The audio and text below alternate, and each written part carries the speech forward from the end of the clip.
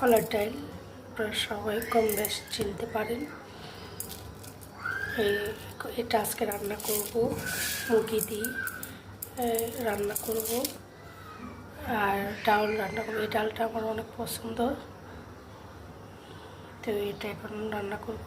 এই যে সিদ্ধ হয়ে গেছে, এটা সিদ্ধ হওয়ার পরে 2-3 কোষ রসুন দিয়েছি।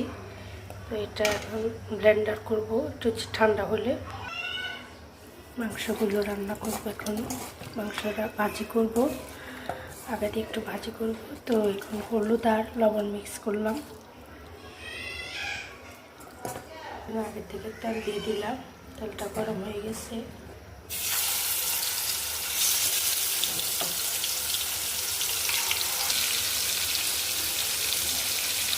মাংসটা ভাজি করে দিচ্ছি। এখন দিয়ে দিব পেঁয়াজ বাটা এবং রসুন বাটা একসাথে দিয়ে দিলাম।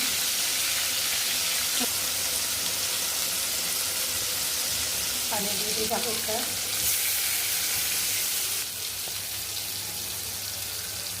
এখানে ডালগুলো ব্লেন্ডার করে নিলাম।